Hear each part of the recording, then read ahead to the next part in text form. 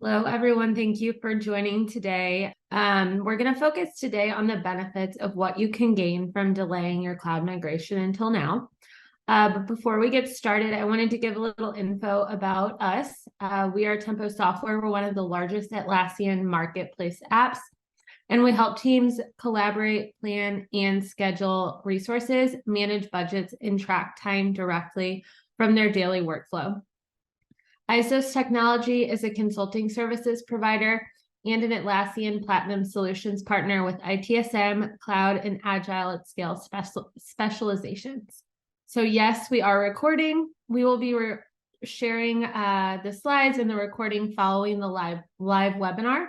I know it will not be immediately following, but shortly after. And we will also have a Q&A at the end of the webinar. So please submit your questions in the box below. So before we get started, I wanted to introduce all of us. So I will start with myself. My name is Melissa. I've been at Tempo Software for almost 4 years, and I manage our North American strategic partnerships. So I will send it over to Shannon. Good morning and good afternoon, everybody. My name is Shannon Mason. I'm the Chief Strategy Officer here at Tempo and a self-affirmed lover of the cloud. I have been at Tempo in a variety of different roles for almost 3 years and really excited to talk about something that I'm passionate about, which is this move to cloud.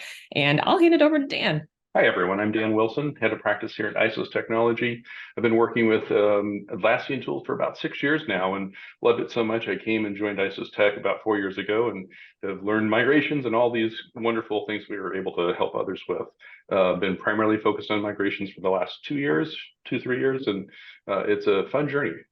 Mix. Hi, everyone. My name is Mixon, and I am a solutions engineer at Atlassian. I've been there for a little over a year now. And before that, I was an on-prem Atlassian administrator for about 7 years. So I feel your pain in this regard. So with that, I'll hand it back over to Melissa. Thank you, everyone. So we wanted to get started here with the looming deadline that we have all been chatting about and hearing about for many, many days now. So I'm going to hand it back over to Mix and Shannon, and they're going to just kind of chat a little bit more about what that means for you all. Great. Thank you so much, Melissa.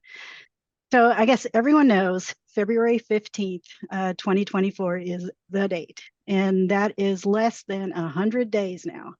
So if you haven't made a plan yet, my advice is to please start and make one. And one of the first things you can do is decide whether your migration is going to be simple or complex. And when I say simple, I mean fewer than 1,000 users, maybe 1 to 6 apps, and fewer than 100 custom fields. So that's simple. If it's going to be complex, that's going to mean more than 1,000 users, more than 6 apps, and more than 100 custom fields. And if you decide that your migration, if you can see it's going to be complex, I really, really highly recommend that you consult a partner. You're going to need help because if your team is anything like my team was, we ran kind of lean. So, we didn't have a lot of spare, hours to do this kind of thing and do your day job. So please, if it's complex, get that communication started now. We have seen in Atlassian that only 5% of our customers that have over 10,000 users have already migrated to the cloud. So, and we know that these customers, it can be more challenging and they need more help from partners. And with that, I'll hand it to Shannon. Yeah, Mix, I would love to just affirm what you said. There's a difference between a complicated one and a not so complicated one. But one of the things that I really love about this webinar today is that you are seeing kind of the trifecta of coordination that happens between all of us here to make your process a lot faster. So as Mix mentioned, build a plan, build a roadmap, even if it's a simple change. You also might need to do a little bit of internal selling too around that change, around that shift. If you're doing applications as part of your move, a lot of us, like us here at Tempo, who build applications inside of the Atlassian marketplace that work really well with your Jira and Confluence products, what we've done is built tooling for you in order to support that transition. But as it gets more complicated, as you have more users, more things, more customizations that you've done, you really then want to lean on a partner like ISOs to really facilitate that, and then also work with your Atlassian solutions architects, solutions engineers in order to facilitate that change as well. So just to reiterate, we have lots of tooling, not only inside of the Atlassian marketplace and within Atlassian itself, but it's going to require a little bit of foresight, a little bit of thoughtfulness about how you're going to move and make that transition. And there's a ton of support to do that. So if you're on that complicated side, as Mix was describing, you definitely have that path to it. And there's some really sweet, I think, incentivization around that, which isn't just around making our lives easier, because I think I'd said, right, I love cloud, but also around making that transition a little bit simpler. And Mix, I know that you had some details that you wanted to share with the group around facilitating that process. I do, Shannon. Thank you. So another date you want to keep in mind is going to be November 30th. That's like 2 weeks from now. So if you claim your cloud migration trial by November 30th, it will last for 6 months. Okay, so make sure you claim it by then. It'll last for 6 months. If you claim it after then, it's going to last until the end of your maintenance period. All right. We also now have over 250 marketplace apps that are going to be included in sort of the extended cloud migration trial. So we have a list of those. So it's not only your core application now, it's going to be those apps as well. Not all of them, but a good many of them are. And then we have a few more incentives, like Shannon was talking about. We've got step-up credits. So that means, if you've already paid for maintenance, you're like, I don't want to waste that. That's money on the table. You're not going to lose that now with the step-up credit. We're going to credit that to you if you make a cloud purchase. We've also got something called dual licensing, where you can decide to buy the cloud, and then we'll give you a year of server maintenance or data center subscription at 100% discount. And then we've also got this great thing, which I don't think many people know about, which is called the incentive program. It's a subsidy for cloud migrations if you work with a partner that's specialized in cloud. And that is for organizations that have 250 to 2,000 users in their instance. And you can get up to $25,000 of assistance depending on the criteria for that. So your migration could end up being low to no cost. So again, that's only with a partner. So make sure, get in touch with us, get in touch with a partner, ask about the subsidy program, because we've got quite a pot of money to spend by December 31st. Okay, so but that's the cutoff. So another date. So November 30th, December 31st, February 15th. Those are the dates you want to remember. Right, and I think we're going back to Melissa now. Yes. Yeah. Thank you, Shannon and Mix. Before we get started on our success story, we wanted to throw up a poll here just so we can kind of learn a little bit more of where our attendees are in their Atlassian migration journey.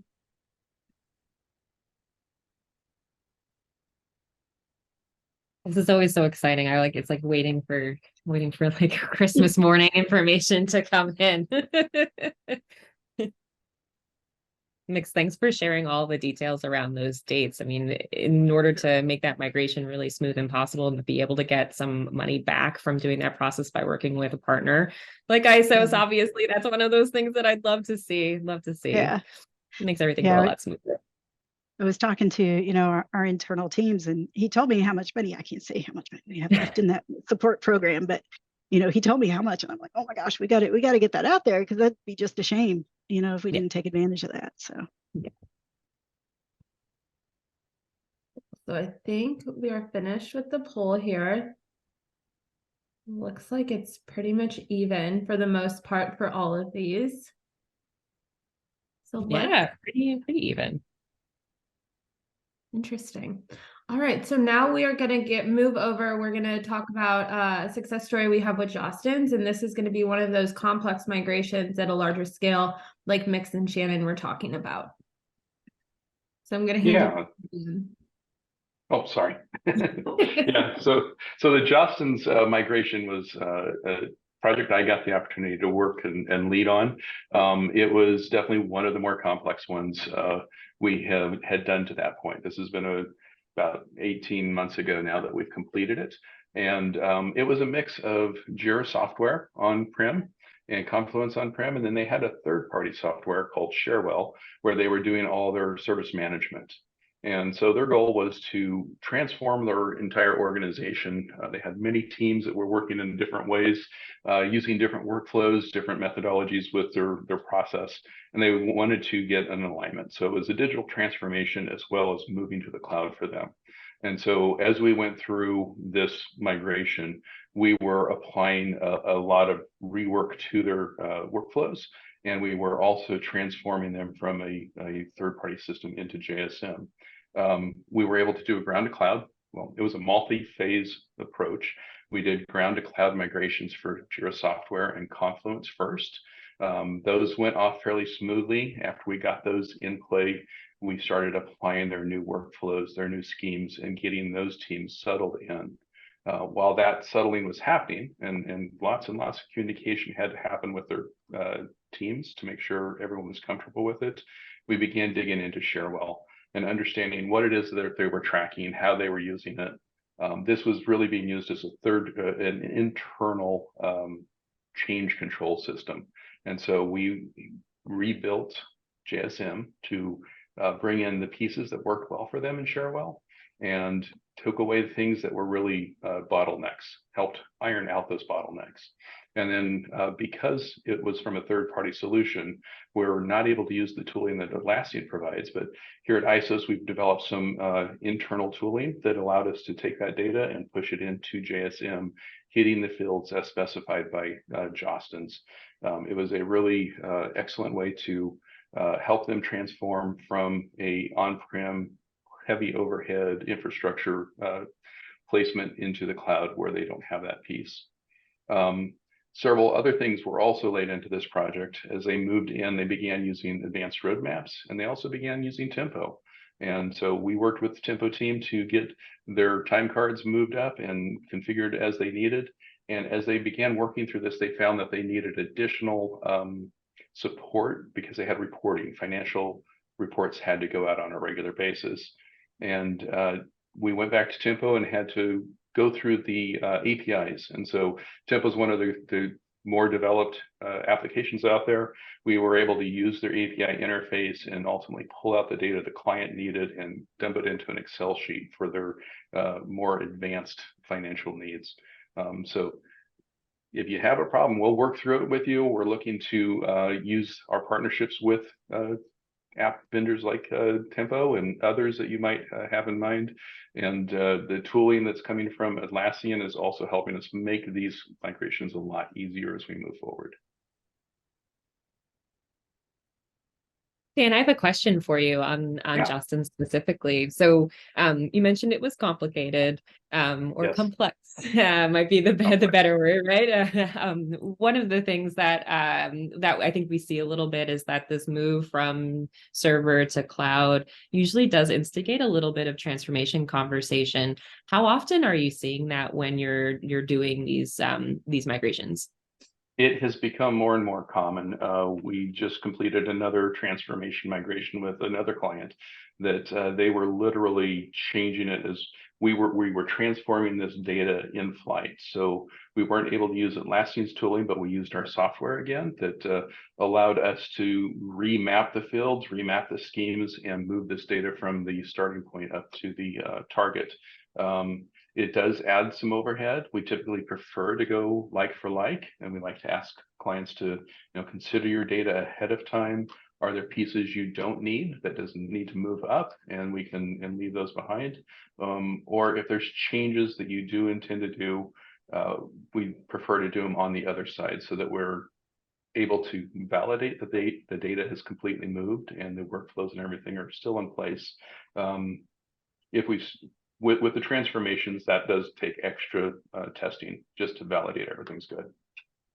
All right. So I have now one more question, Melissa, if that's okay with you. you're fine. So in that process of doing transition, because we did have a few folks that responded to the poll that they're in flight or they might not even be using Atlassian currently too. That was an interesting data point there. One of the things that I'd love to know too, Dan, Mix, either of you, in that process of transition, how often do you see organizations kind of setting up those trial instances or setting up those like the future state and then do a lot of testing? What should people think of as they're moving through that process and thinking about that transition? How much to test, how much to prepare as part of their roadmap? Yeah, as a partner, we are doing multiple rehearsals. On average, I'd say we do 5 rehearsals with the data before we turn it over to a client to do testing.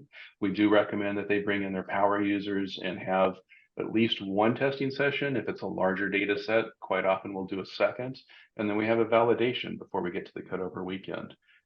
As we're doing the rehearsals and preparations for those test cycles, we might bring in the client team just to validate there's some pieces are looking correct before we again turn it over to the larger group.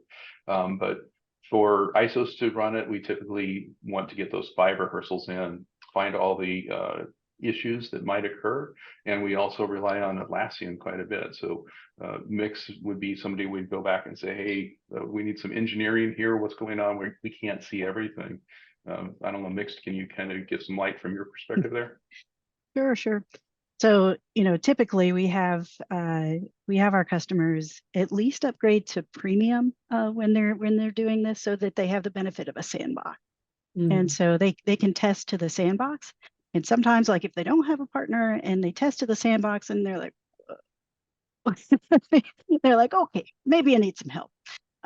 So, if they do some of that testing themselves first and they sort of get a better idea of what they're in for, and then they might be sort of more open to engage with a partner at that point, because, they realize sometimes it's a little bigger job than they can handle by themselves. Yeah, it's a big cake sometimes, right? And Yeah. you both mentioned something that I also we've done here too at Tempo, right? Which is we know that these things oftentimes don't happen during the work day, during the work week. And so there's a plentiful support on the weekends, on off hours to make sure that this sort of transition aligns with what works. Tempo here, we have a whole team that's staffed to facilitate this on the weekends. Answer the call when Dan says, hey, we need you to open up this API endpoint so we can make this happen. And I know, ISOS and Atlassian also have that level of support as well too for that transition. Yeah, we do look to schedule out these to be off work hours, so we are not impacting users. We always take a snapshot at that last moment after we've shut down the active instance, so that we know we have all the data. And then we work through, our goal is to always get the migration in within that Friday night, Saturday, Sunday time window, so that people can return to work on Monday morning ready to go and all the apps in place and acting as expected. And we do schedule this out with Atlassian. Throughout the migrations, we have regular check-ins with our support engineers from Atlassian to make sure that we haven't forgot something, they've not forgot something. We've got all the correct flags and little bits and bobs in place for this. Yeah, and I think one of the things when you open a support ticket and request migration support internally, we call that a move ticket. And so that's going to be the place where everything about your migration is in the move ticket. So if you hear that term, that's what we mean. And then if there are individual like problems or issues that come up during the migration, we'll open up a problem ticket that is associated with that move ticket. So, and it's a different issue, so we can run reports, identify trends that are happening with the migrations, so just so you know, that's kind of the way that we track it internally. And so that if that move ticket is going to be the main one. Thanks, Mix. Melissa. Yeah, so now that we have gone over the Justin success story, we're going to kind of deep dive into our experts' best tips and tricks for migration. So Shannon, Mix, and Dan, if you want to give our attendees your top secret tips and tricks on how to go through a successful migration. All right. Well, we definitely just gave some good tips and tricks for sure. But Mix, what are your helpful hints? What are the absolute must-dos, best practices? Yeah, so reach out to your EA at Atlassian. That's the one thing. We'll get you started. We'll actually talk to you on the phone in a Zoom call. Maybe I'll be on the call, but that way we can get you started. Sometimes we'll do the app assessment. Sometimes the partner will do that. And what that means is we take a look at your apps that you've got and figure out whether they're equivalent in the cloud. If you've got 10 apps that are like workflow or automation apps, we'll say, okay, maybe we need to look at this set of apps. Maybe we can condense that down a little. And so, because you want to try to make it as simple as possible, that transition. So if you can eliminate some variables like extra apps, that's something we definitely want to look at. Yeah, some other things that we always encourage is to understand your data. Again, what is it you need to move? Going through the Jostens one, they had a requirement that 7 years had to come across. They do regular audits, and they had to retain 7 years. And I think they had 10 or 15 years worth of data there initially, so it's a fairly large data set, which cutting it down to 7 definitely helped. Going through our regular rehearsals with that data set, we were able to understand the timing that was required. And typically we like to start 6 p.m. At the time zone of the client that we're working with. But when it's something larger like that, they may say, hey, you can start at noon or you can start at 8 a.m. We'll take Friday off. Those are things that we need to be thinking about. So if you have a very robust set of data that might take more time, be prepared to look at the schedule and how you can flex on that. Another piece we look at are users. A lot of these systems are on-prem for many, many years. They'll get duplicate users in the system, and we can help clean those things up. But if you're aware of them and can start working on those things ahead of time, it'll help your process go faster. Preparing your users for change management, what to expect. We're going to be going to the cloud, slightly different interface. We won't have an edit screen. We'll just edit directly on each field in line. Lots of little things. It's going to be familiar, but different at the same time. Dan, I think you hit on some of it. Oh, sorry. One more thing I wanted to add was talk to your developers, like if they have special integrations or have written custom apps, or if that there's API calls going into that, and those, like collect those and make sure that where those are. Sorry, Shannon. No, you hit on something that I was going to hit on, right? Which is there's that change management process. For me, there's all of the tactical things that need to happen around this. But what we've also encountered, right, is that this is oftentimes a bigger conversation that's in the IT organization as part of their service catalog that connects to their portfolio of services and things that they're doing for the business. So if you haven't gotten that buy-in, leverage folks like Mix, leverage folks like Dan to really start to craft that change management roadmap that goes in parallel with the shift, as well as, the discussion about why the benefits are there for moving from server to cloud. A lot of times we've grown up in this space where we were administering these really large, complicated implementations, and it's going to change. It's going to shift. It's going to free up time for teams to be able to do things of really high value in this new cloud environment, but it can be a little bit scary. It can be a little bit different. And so really work with your organization, work with your leaders, if you are a leader, to really plot that roadmap of what this means, and then focus on the value of that transition. It's going to save you time. It's going to save you costs at the end of the day, and we can realign our human capacity to things that I think oftentimes drive bigger value to our support groups that we're supporting inside of our organization. So that's one of the big things that I'd say focus on as part of it too, as a best practice. Yeah, absolutely. Sorry, go ahead, Nix. No, I was just going to say one more thing is, like, if you need help making that business case, Shannon was talking about to your executives, like, we're happy to help you do that. We're happy to help build that business case, come in, do the presentation, everything. And I'm sure, your partners would be as well.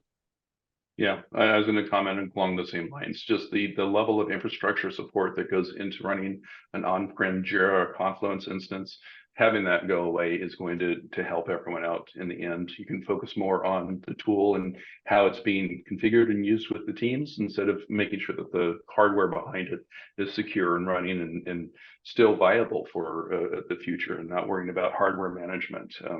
Those are a lot of costs that this will help out.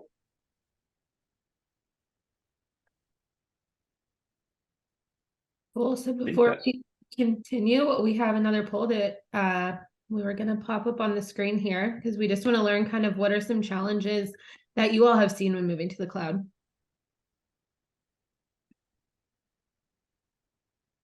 There it is, leadership buy-in. Yeah, that's that piece, right? Feel like we maybe ordered these in the order in which we thought they were going to pop up, huh? So leading in is leadership buy-in and timing with other projects. Yep. I think this is part of that conversation that we just had around best practice, right? Like the laying out a roadmap that isn't just about the tactical things that need to happen, but also focusing a little bit more on what is in it for the organization, what's in it for your teams. Mixer, Dan, I mean, both of you, I'm sure, have really strong opinions about this because then budget kind of connects into it and making sure that we prioritize the importance. What's one of the big objectives that are objections that you get? And how do you kind of manage it, especially when it comes into like the leadership buy-in? We don't have the time. We have a zillion other things going on. We've been asked to do a lot more with a lot less funding, with a lot less humans. How do you both handle that conversation? Yeah, so the way that we talk about it is the value of the Atlassian cloud as a whole, right? Because we have so much investment going into our cloud platform and new features rolling out constantly. And it's not just about, getting off your infrastructure, which, is a savings. And typically our customers recoup their migration costs within a year.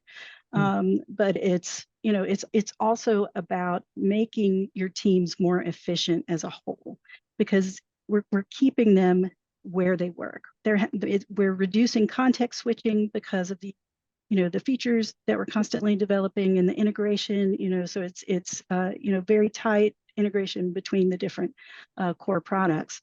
And it's that value as a whole that I think the executives respond to more. They can kind of see it, making their developers more productive, having an environment that business teams are comfortable operating in, that is not geared towards agile teams, but geared towards them.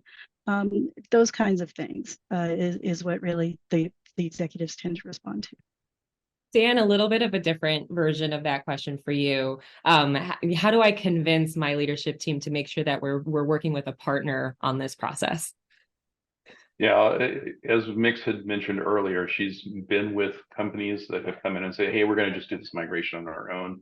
And they do that first push to their sandbox, or they set up a temporary instance and do that first push. And the results are kind of surprising to them. It's like, oh, that's easy. It's just, we use this tool and it goes. But there's a lot of things behind there's a lot of data points and pieces behind the scenes that take extra effort, some extra tooling. We've developed a lot of proprietary tools here at ISOS that allow us to get all the data points. We can find a script that can move calendars for teams in Confluence, but we find it ends up making more issues. And so we've developed a way to go and move those and get everything more complete. If they're looking to retain as much of the data in the original state, a partner is going to be able to help them with this. It's deceptively easy looking, but it's going to take that extra effort to get there. I know one of the things for us here at Tempo too, and just helping to bolster the conversations that you all have, since we're focused on building product and everything, is around that parity functionality for one, making sure that people find the same sets of functionality from what they're familiar with, although oftentimes it does change a little bit. And then also really helping our customers understand the things that don't exist in their server environment that they're going to get access to. For example, a lot of our machine learning modeling and our AI functionality that exists in the cloud environment, right? And it gives a lot of additional benefits to our end users and our customers in terms of how they leverage the product. So that's been a big one for us, making sure that everybody knows, hey, this is what we're building. Here's where it is. If you come over along with your partner and with Atlassian, you're going to get these additional features, and it's going to make your life a lot easier. Agreed. The partnership between Tempo, Atlassian, and partners and other app vendors also has just been invaluable as we go through this. I've got another migration going on right now where we're working with the Salesforce connector, and we've hit a couple unexpected walls, and they're jumping on and helping us through those concerns and helping the client feel more comfortable with what we're doing for them.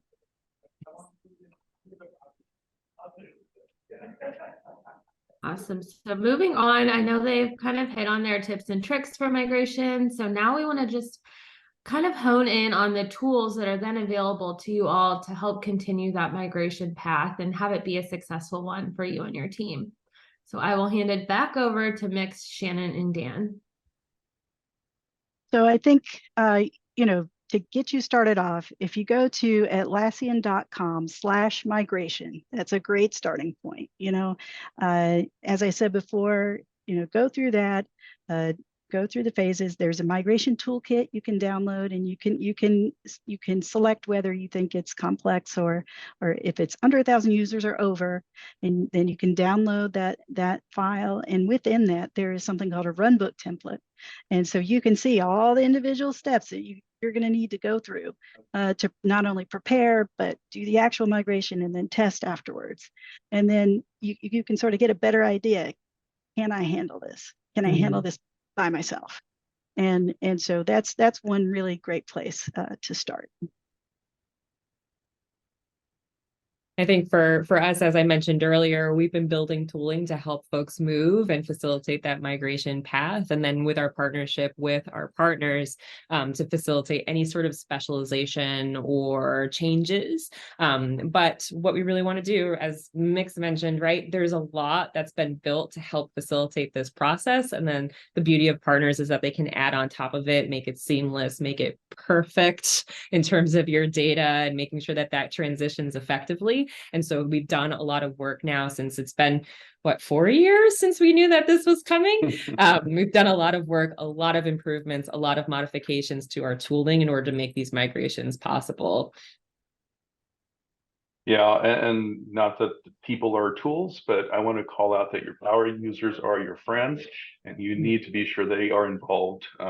We have lots of admins that go out there and run their systems, and they don't know everything that's happening because they have this one power user that he takes care of it themselves, or she does. And they maybe have set up APIs, they made all these connections, and we start moving things across, and they're like, "Wait, my thing's not working."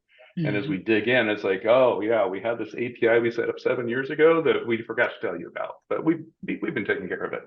So make sure you know who your power users are, or who's kind of skirting the governance process and managing their own things. And it's been okay for you, but now we're trying to move it. We need to know about those things. So that's going to be a key piece for a successful migration, is understanding those connections.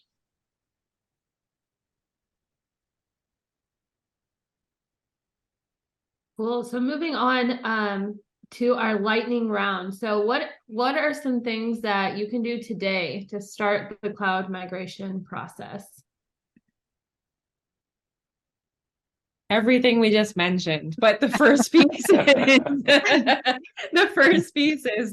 is to start, right? If you haven't had the conversation internally, start having the conversation. Just drop it in there. If it's been something that's been a little bit of an elephant in the room, my advice would be just start the discussion, just start being that agent of change around what this is going to look like. Because it's the deadline is coming, it's approaching.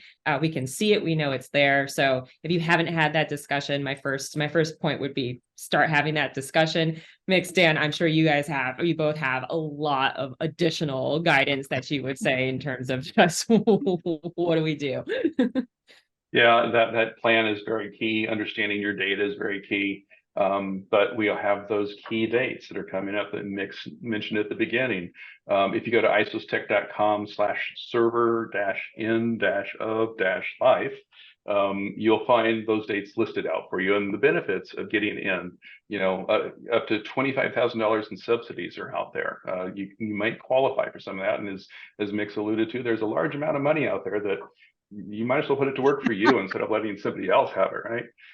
Get in and claim your free trial, 6 months free ahead of time. And if you have a large migration they'll do a free proof of concept up until December 31st is what our understanding. So get out there and take advantage of these great incentives that Atlassian's offering us. Yeah. And I'm sure I sound like a broken record by now, but yeah, just figure out if your migration is going to be simple or complex. And if it's complex, ask your leadership to consider a partner, and then tell them, like Dan said, hey, there's money. May not necessarily have to pay for this. Let's see if we qualify. So, if you can get somebody to help you or do it for you, do it.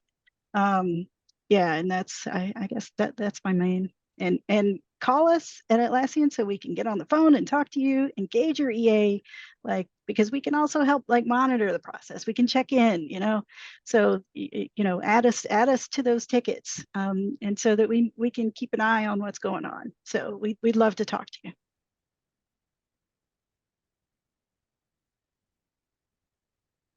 All right, so moving on, we have here's some great resources for you to explore. We're going to share those links with the slides as we send them out after the webinar. But we have a few questions. I wanted to pull up the chat here.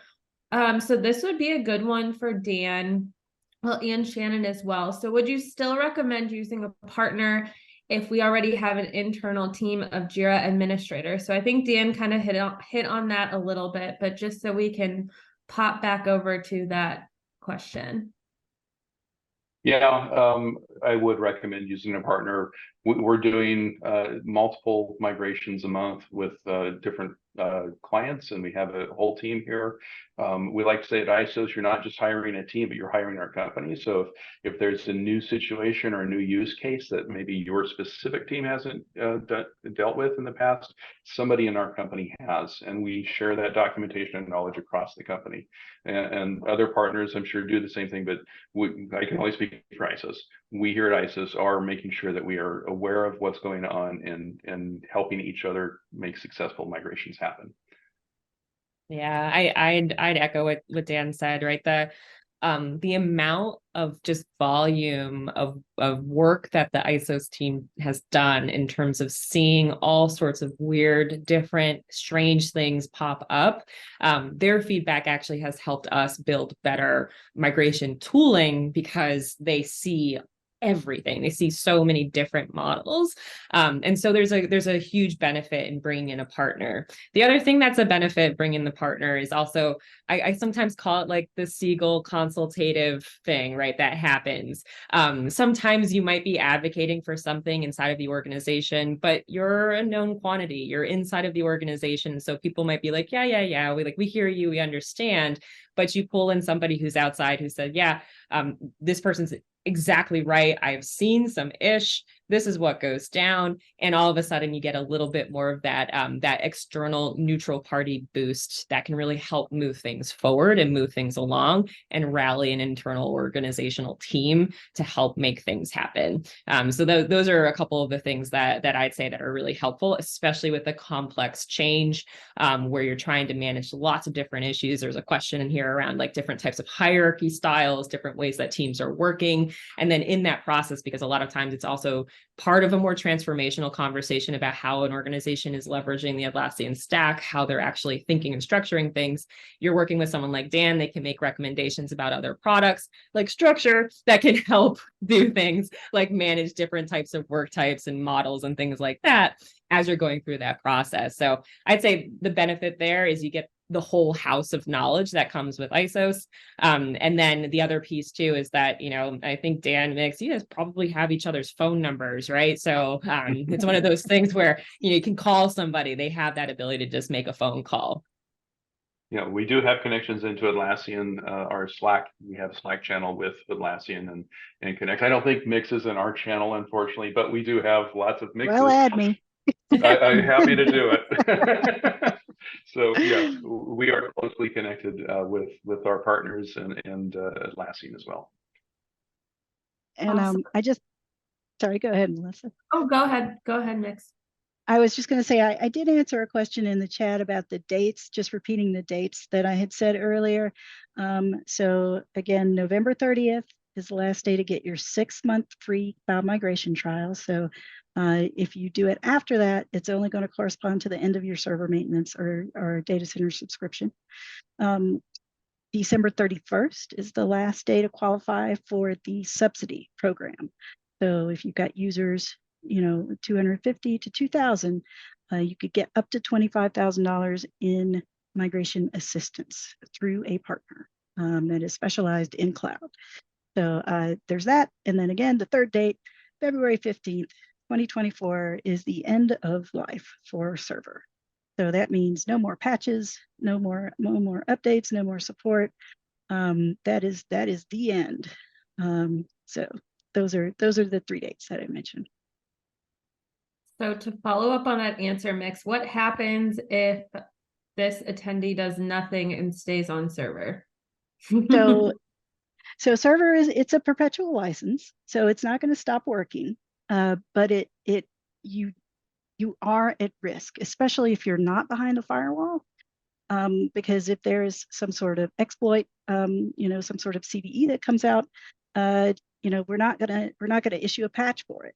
So you would be vulnerable. So it's not the safest thing to stay on server and not have the ability to patch your servers.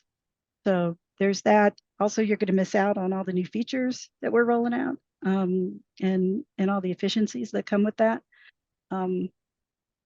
Yeah, and no more upgrades. So that's basically, it's not going to stop, but it does increase your risk dramatically. Awesome. Thank you for that, Mix. So another question that was asked is, if each development team works uniquely, what are your recommendations for working with pushback when trying to migrate the teams to a Jira Cloud instance that follows more enterprise-focused architecture? That was a mouthful. Let's see. So, working with development teams. So, we do have different types of projects within the cloud. We've got the company managed projects and the team managed projects. Right. So if you want everything to roll up into, like, say, advanced roadmaps, you're going to want to do company managed. But you can do team managed because that allows a little more flexibility and autonomy in those types of projects. So they can have more controls over the workflows and things like that.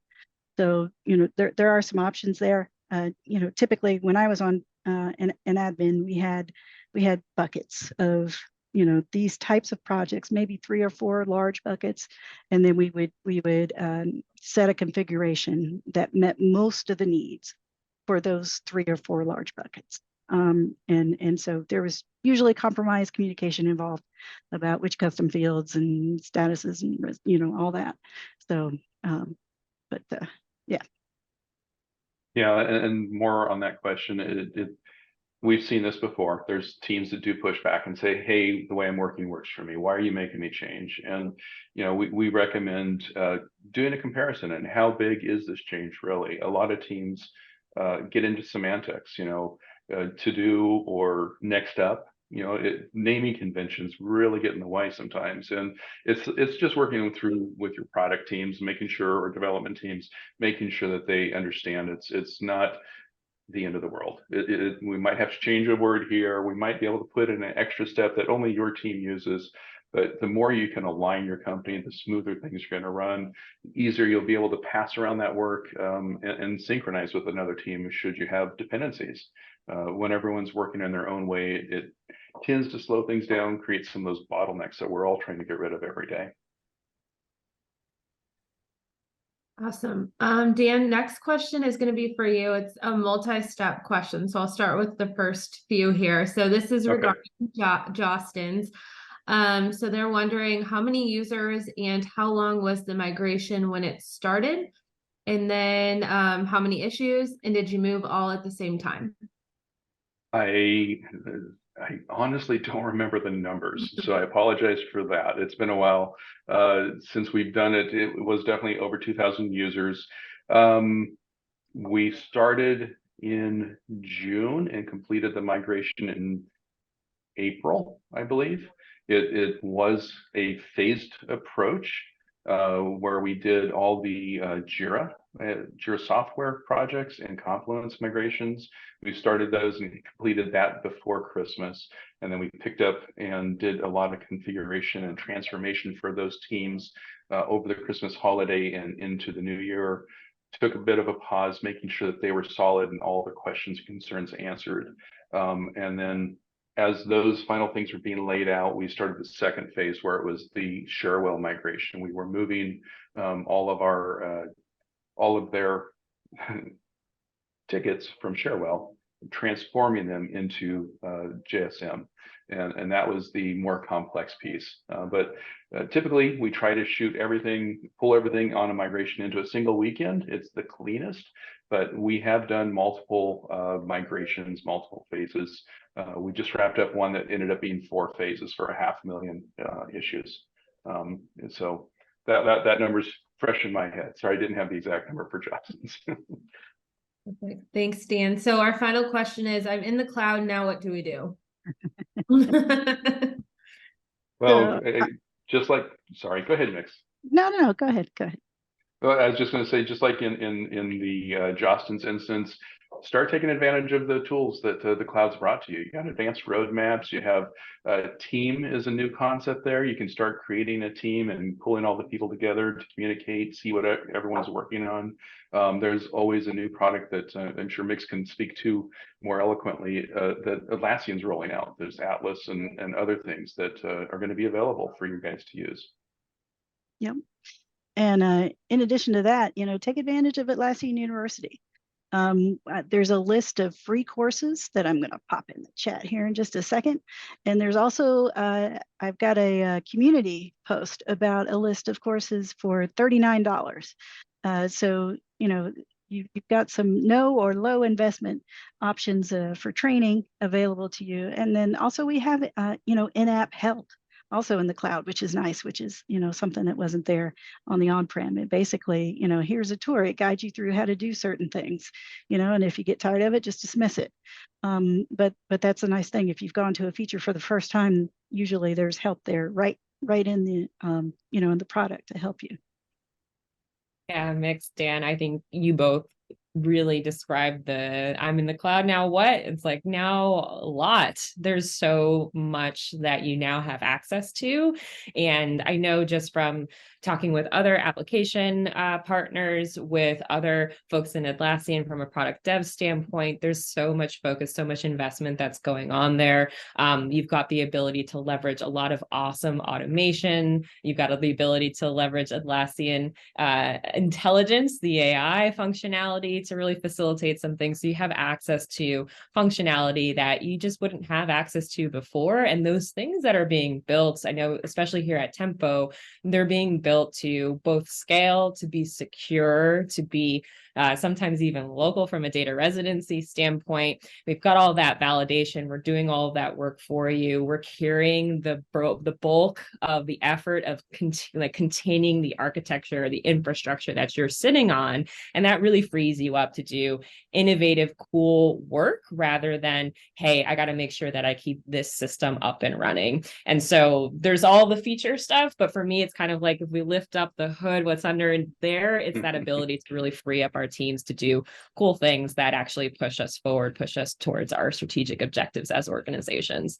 But there's a lot of cool features. Yeah, there really are, and the features keep coming out, and you'll see as you're working in the systems in the cloud that almost every other week there's a new thing where they've improved the interface. The issue creation has just recently changed, that it's now a little window in the corner. So if you need to see your board while you're working on a project and, hey, did I make that task yet or not, you can actually see your board, know where you're at in the process, and it just makes it easier versus the modal that covered everything. And you start creating the ticket and am I doing a duplicate? What's going on? It's just little things like that. It doesn't seem like a lot, but when you're using this system and you see those come through, I really appreciate those things that Atlassian's rolling out. I feel like there's one question that was stated in this webinar is, I've waited this long. What's the benefits to me now? I just wanted to call out the biggest benefit to you guys that have waited, you've got these incentives waiting for you, but we've seen in the last 6 to 9 months, the maturity of the tooling to move things in has increased significantly. And so, if you've been concerned about the complexity and how it works, the tooling has really improved. And so I just want to tell you guys, maybe you're kind of late to the game. If you are, don't worry. The tools have helped us get better at the process. So take that extra benefit of delay to your side. Shannon, there's actually another question that just came in that's for you. So they want to know, could you speak to the support our apps can receive during a migration again? I mean, I think Dan just hit it, right? So there's not only the tooling, as I mentioned, Tempo, we have an entire team here that will coordinate and work with you. We connect into what Mix was talking about those move issues and things like that. There's just so much coordination and connection between our organizations to help facilitate your change and transition, in addition to just the fundamental support of the sorts of tools that you need to do migration, like fundamental migration. So there's a ton of support.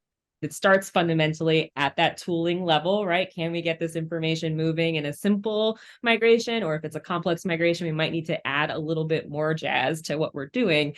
And then from there, you're working with partners, you're working with Atlassian we're prepared to do this. We've been doing it now for a really long time, it feels like. And so we've got this sort of online, on-hour support that you require in order to make those transitions feasible. So it's this is power teams right here in order to make this happen for you. And it's not too late. That's, I think, the big thing too, right? It's not too late. You've got enough time. You've got a lot of fun incentives, but it's not too late to make that transition. Awesome. Well, this concludes our time. I hope everyone found this very valuable. We will send out links, recordings, and the slides after we conclude today. And as always, if you have any additional questions, feel free to reach out to ISOS, our preferred solution partner for migration. So thank you so much to our panel as well, and all of you for joining today.